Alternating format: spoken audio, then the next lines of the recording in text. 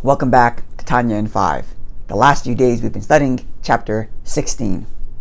Having established that the hero of our story, the level toward which we all strive, the Beinoni, is the one who puts up with a daily, intense, internal battle and struggle to conquer his more base instincts and to redirect all of his efforts so that he live in perfect alignment with the divine will.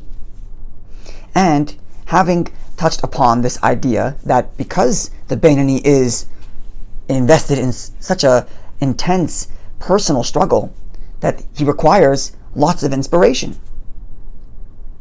Part of that inspiration, if not the primary part of this inspiration, comes from the Beinoni's prayer. During prayer, as we talked about in previous chapters, the Beinoni contemplates the greatness of God, the beauty of God, the awe and reverence of God. And through contemplation on these matters, he then builds an emotional attachment to God.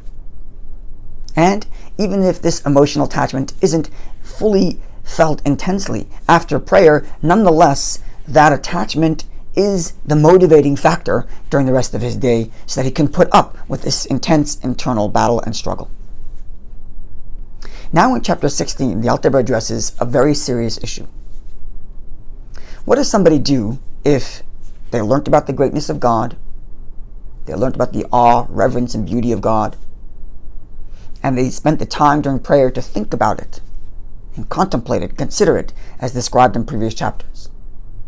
But the feelings just don't come. Not because he's doing anything wrong or because there's anything wrong with him. It's just the way he's made. There are some people who are more quick to emotional attachment, and some people are just not that way. And they understand the beauty of God. They understand that this is the most lofty pursuit in life, and yet they don't have or feel that emotional drive to get them to do and behave in accordance with that. So what does this person do? Says the Alter Rebbe, instead of feeling down and out over the fact that you're trying so hard and not feeling anything, says the Alter Rebbe, use that to your advantage. Push the envelope further. Think and consider, how should I feel? What should I be feeling? How would I act if I did feel? Or another way of putting it is, I think to myself, I truly ought to feel that nothing else in my life is worth pursuing other than the attachment of God. And I ought to feel that way. I ought to feel a reverence for God. I ought to feel a love for God. I ought to feel an attachment to God. And how would I act had I felt that way? And then go do that. Behave in accordance with the way you have concluded you ought to feel, even if you don't feel it. So this conclusion in his mind, which to start out with made him feel like a lost cause. I should feel for God, but I don't. Says the Alter Rebbe, take that feeling and make yourself act accordingly.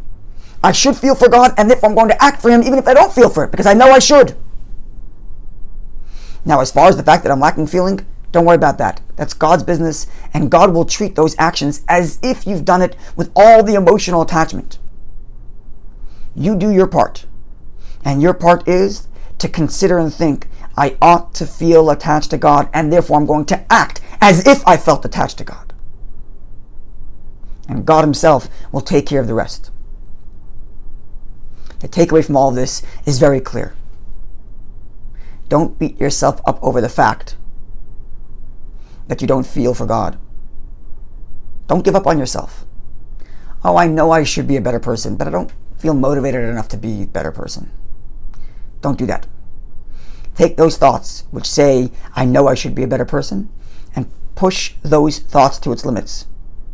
If I know I should be a better person, if I know I should feel attached to God, then I'm going to act that way. And the rest of it, God will take care of. Looking forward to seeing you when we conclude chapter 17.